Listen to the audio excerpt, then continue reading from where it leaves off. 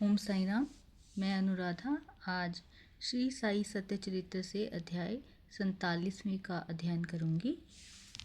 ओम परब्रह्मणे विद्महे शिवतत्त्वाय धीमहि तन्नो मोहनः प्रचोदयात्।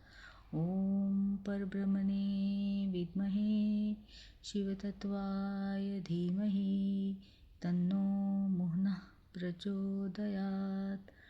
ओम परब्रह्मणे विद्महे शिवतत्त्वाय धीमहि तन्नो मोहनः प्रचोदयात्। इस अध्याय में पूर्ण जन्म, वीरभद्रप्पा और चेन बसप्पा, सर्प व मेंढक की वार्ता का वर्णन होगा। गत अध्याय में बाबा द्वारा बताई गई 2 बकरों के पूर्व जन्मों की वार्ता थी। इस अध्याय में कुछ और भी पूर्व जन्मों की स्मृतियों का वर्णन किया जाता है। प्रस्तुत कथा वीरभद्रप्पा और चेन्नबसप्पा के संबंध में है। प्रस्तावना। हे त्रिगुणातीत ज्ञानवतार श्री साईं, तुम्हारी मूर्ति कितनी भव्य और सुंदर है। हे अंतर्यामिन, तुम्हारे श्रीमुख की आभा धन्य है। उसका क्षण मात्र भी अवलोकन करने से पूर्व जन्मों के समस्त दुखों का नाश होकर सुख का द्वार खुल जाता है।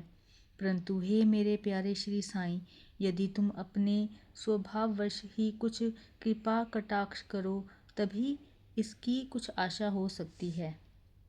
तुम्हारी दृष्टि मात्र से ही हमारे कर्म बंधन छिन्न भिन्न हो जाते हैं और हमें आनंद की प्राप्ति हो जाती है। गंगा में स्नान करने से समस्त पाप नष्ट हो जाते हैं, परंतु गंगा माई भी संतों के आगमन की सदैव उत्सुकता पूर्वक राह देखा करती है कि वे कब पधारें और मुझे अपनी चरण रज से पावन करें। श्री साईं तो संत चूड़ामणि हैं। अब उनके द्वारा ही हृदय पवित्र बनाने वाली यह कथा सुनो। सर्प और मेंढक। श्री साईं बाबा ने कहा कि एक दिन प्रातःकाल 8 बजे जलपान के पश्चात मैं घूमने निकला। चलते चलते मैं एक छोटी सी नदी के किनारे पहुंचा। मैं अधिक थक चुका था, इस कारण वहां बैठकर कुछ विश्राम करने लगा। कुछ देर के पश्चात ही मैंने हाथ पैर धोए और स्नान किया। तब कहीं मेरी थकावट दूर हुई और मुझे कुछ विश्रांति का अनुभव होने लगा। उस स्थान में एक पगडंडी और बैलगाड़ी के जाने का मार्ग था, जिसके दोनों ओर सघन वृक्ष थे। मलय ब्यार मंद मंद बह रही थी। मैं चिल्म भर ही रहा था कि इतने में मेरे कानों में एक मेंढक के बुरी तरह टराने की ध्वनि पड़ी। मैं चकमक सुलगा ही रहा था कि इतने में एक यात्री वहां आया और मेरे समीप आकर मुझे प्रणाम किया और घर पर पधारकर भोजन तथा विश्राम करने का आग्रह करने लगा। उसने चिलम सुलगाकर मेरी ओर पीने के लिए बढ़ाई। मेंढक के टराने की ध्वनि सुनकर वह उसका रहस्य जानने के लिए उत्सुक हो उठा। मैंने उसे बतलाया कि मेंढक कष्ट में है, जो अपने पूर्व जन्म के कर्मों का फल भोग रहा है।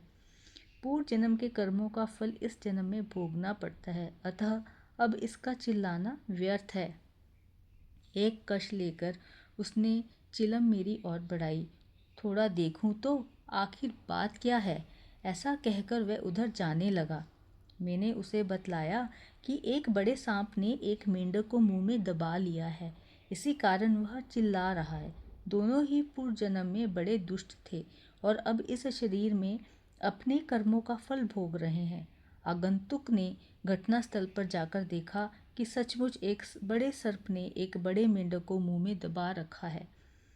उसने वापस आकर मुझे बताया कि लगभग घड़ी 2 घड़ी में ही सांप मेंढक को निगल जाएगा।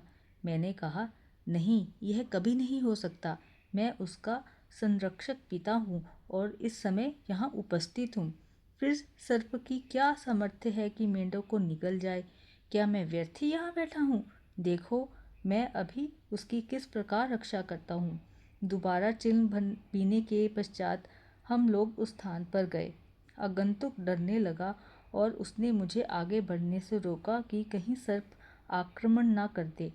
मैं उसकी बात की उपेक्षा कर आगे बढ़ा और दोनों से कहने लगा कि अरे वीरभद्रप्पा, क्या तुम्हारे शत्रु को पर्याप्त फल नहीं मिल चुका है जो उसे मेंढक की और तुम्हें यह सब की योनि प्राप्त हुई है? अरे अब तो अपना वैमनस्य छोड़ो, यह बड़ी लज्जाजनक बात है। अब तो इस ईर्ष्या को त्यागो और शांति से रहो। इन शब्दों को सुनकर सर्प ने मेंढक को छोड़ दिया और शीघ्र ही नदी में लुप्त हो गया। मेंढक भी कूदकर भागा और झाड़ियों में जा छिपा। उस यात्री को बड़ा अचंभा हुआ।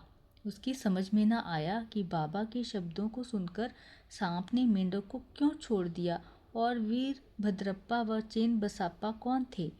उनके वैमनस्य का कारण क्या था। इस प्रकार के विचार उनके मन में उठने लगे। वे उसके साथ उसी वृक्ष के नीचे लौट आया और धूम्रपान करने के पश्चात उसे कहा, इसका रहस्य सुनाने लगा। मेरे निवास स्थान से लगभग 4-5 मील की दूरी पर एक पवित्र स्थान था जहाँ महादेव का मंदिर था। मंदिर अत्यंत जीर्ण शीर्ण स्थिति में था, सो वहाँ के निवासियों ने उसका जीर्णोद्धार करने के हेतु कुछ चंदा इकट्ठा किया। पर्याप्त धन एकत्रित हो गया और वहाँ नित्य पूजन की व्यवस्था कर मंदिर के निर्माण की योजनाएं तैयार की गई। एक धारणीय व्यक्ति को कोषाध्यक्ष नियुक्त कर उसको समस्त कार्य की देखभाल का भार सौंप दिया गया। उसको कार्य व्यय आदि का यथोचित विवरण रखकर ईमानदारी से सब कार्य करना था। सेठ तो एक उच्च कोटि का कंजूस था। उसने मरम्मत में अत्यंत अल्प राशि व्यय की। इस कारण मंदिर का जीर्णोद्धार भी उसी अनुपात में ही हुआ। उसने सब राशि व्यय कर दी तथा कुछ अंश स्वयं हड़प लिया और उसने अपनी गांठ से एक पाई भी व्यय न की। उसकी वाणी अधिक रसीली थी, इसीलिए उसने लोगों को किसी प्रकार समझा बुझा लिया और कार्य पूर्ववत ही अधूरा रह गया। लोग फिर संगठित होकर उसके पास जाकर कहने लगे, सेठ साहब, कृपा कार्य शीघ्र ही पूर्ण कीजिए। आपके प्रयत्न के अभाव में यह कार्य पूर्ण होना कदापि संभव नहीं। अतः आप पुनः योजना बनाइए। हम और भी चंदा आपको वसूल करके देंगे। लोगों ने पुनः चंदा एकत्रित कर सेठ को दे दिया।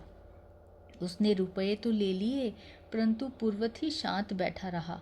कुछ दिनों के पश्चात उसकी स्त्री को भगवान शंकर ने स्वप्न दिया कि उठो और मंदिर पर कलश चढ़ाओ। जो कुछ भी तुम इस कार्य में व्यय करोगी, मैं उसका 100 गुना तुम्हें अधिक दूंगा।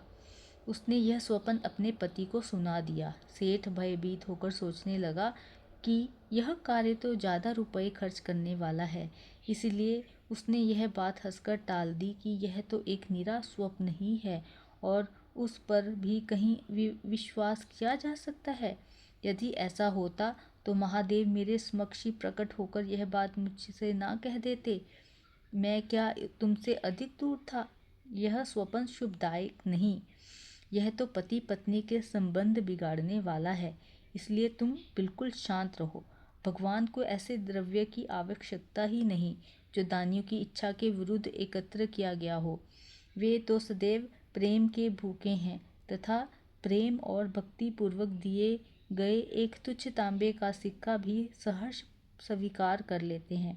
महादेव ने पुनः सेठानी को स्वप्न में कह दिया कि तुम अपने पति की व्यर्थ बातों और उसके पास संचित धन की ओर ध्यान ना दो और ना उनसे मंदिर बनवाने के लिए आग्रही करो। मैं तो तुम्हारे प्रेम और भक्ति का ही भूखा हूँ। जो कुछ भी तुम्हारी व्यय करने की इच्छा हो सो अपने पास से करो।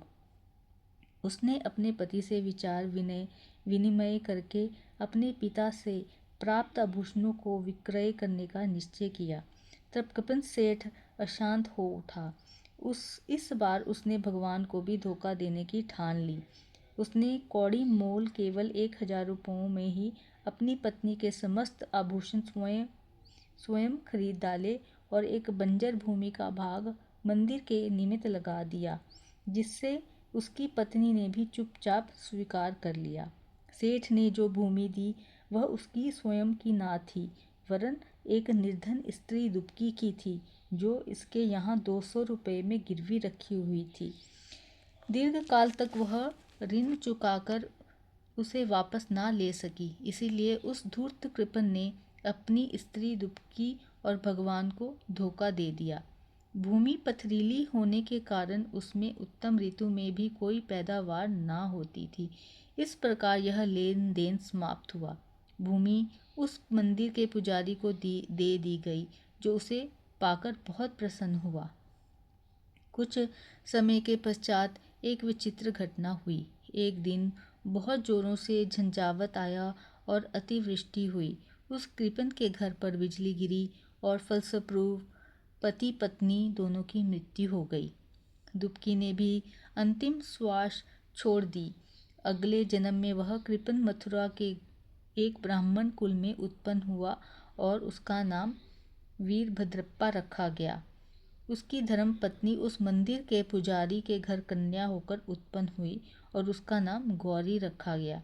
दुबकी पुरुष बनकर मंदिर के सेवक वंश में पैदा हुई और उसका नाम चेन बसाप्पा रखा गया। पुजारी मेरा मित्र था और बहुधा मेरे पास आता जाता, वार्तालाप करता और मेरे साथ चिलम पिया करता था। उसकी पुत्री गौरी भी मेरी भगत थी। वह दिनों दिन सयानी होती जा रही थी, जिससे उसका पिता भी उसके हाथ पीले करने की चिंता में रहता था। मैंने उससे कहा कि चिंता की कोई आवश्यकता नहीं, वह स्वयं तुम्हारे घर लड़की की खोज में आ जाएगा। कुछ दिनों के पश्चात ही उसी की जाति का वीरभद्रप्पा नामक एक युवक भिक्षा मांगते मांगते उसके घर पहुंचा। मेरी सम्मति से गौरी का विवाह उसके साथ संपन्न हो गया। पहले तो वह मेरा भगत था, किंतु अब वह कृतघ्न बन गया। इस नूतन जन्म में भी उसकी धन तृष्णा नष्ट ना हुई। उसने मुझसे कोई उद्योग धंधा सुझाने को कहा, क्योंकि इस समय वह वैवाहिक जीवन व्यतीत कर रहा था। तभी एक विचित्र घटना हुई। अचानक ही प्रत्येक वस्तु के भाव ऊंचे बढ़ गए। गौरी के भाग्य से जमीन की मांग अधिक होने लगी और समस्त भूमि 1 लाख रुपयों में आभूषणों के मूल्य से 100 गुना अधिक मूल्य में बिक गई। ऐसा निर्णय हुआ कि 50,000 रुपये नगद और 2,000 रुपये प्रति वर्ष किश्त पर चुकता कर दिए जाएंगे। सबको यह लेन देन स्वीकार था, परंतु धन में हिस्से के कारण उनमें परस्पर विवाद होने लगा। वे परामर्श लेने मेरे पास आए और मैंने कहा कि यह भूमि तो भगवान की है, जो पुजारी को सौंपी गई है। इसकी स्वामिनी गौरी ही है और एक पैसा भी उसकी इच्छा के विरुद्ध खर्च करना उचित नहीं, तथा उसके पति का इस पर कोई अधिकार नहीं है। मेरे निर्णय को सुनकर वीरभद्रप्पा मुझसे क्रोधित होकर कहने लगा कि तुम गौरी को फुसलाकर उसका धन हड़पना चाहते हो। इन शब्दों को सुनकर मैं भगवत नाम लेकर चुप बैठ गया। वीरभद्र ने अपनी स्त्री को पीटा भी। गौरी ने दोपहर के समय आकर मुझसे कहा कि आप उन लोगों के कहने का बुरा ना माने, मैं तो आपकी लड़की हूँ, मुझ पर कृपा दृष्टि ही रखें। वह इस प्रकार मेरी शरण में आई और मैंने उसे वचन दे दिया कि मैं 7 समुद्र पार भी तुम्हारी रक्षा करूँगा। तब उस रात्रि को गौरी को एक दृष्टांत हुआ। महादेव ने आकर कहा कि यह सब संपत्ति तुम्हारी ही है और इसमें से किसी को कुछ भी ना दो। चेन बसाप्पा की सलाह से कुछ राशि मंदिर के कार्य के लिए खर्च करो। यदि और कोई किसी कार्य में तुम्हें खर्च करने की इच्छा हो तो मस्जिद में जाकर बाबा के परामर्श से करो। गौरी ने अपना दृष्टांत मुझे सुनाया और मैंने इस विषय में उचित सलाह भी दी। मैंने उससे कहा कि मूलधन तो तुम स्वयं ले लो और ब्याज की आधी रकम चेन बसाप्पा को दे दो। वीरभद्र का इसमें कोई संबंध नहीं है। जब मैं यह बात कर ही रहा था, वीरभद्र और चेन बसाप्पा दोनों ही वहां झगड़ते हुए आए। मैंने दोनों को शांत करने का प्रयत्न किया तथा गौरी को हुआ महादेव का स्वप्न भी सुनाया। वीरभद्र क्रोध से उन्मत्त हो गया और चेन बसाप्पा को टुकड़े टुकड़े कर मार डालने की धमकी देने लगा। चेन बसप्पा बड़ा डरपोक था। वह मेरे पैर पकड़कर रक्षा की प्रार्थना करने लगा। तब मैंने शत्रु से उसका छुटकारा करा दिया। कुछ समय पश्चात ही दोनों की मृत्यु हो गई। वीरभद्र सर्प बना और चेन बसापा मेंढक। चेन बसापा की पुकार सुनकर और अपने पूर्व वचन की स्मृति करके यहाँ आया और इस तरह से उसकी रक्षा कर मैंने अपने वचन पूर्ण किए। संकट के समय भगवान दौड़कर अपने भगत के पास जाते हैं।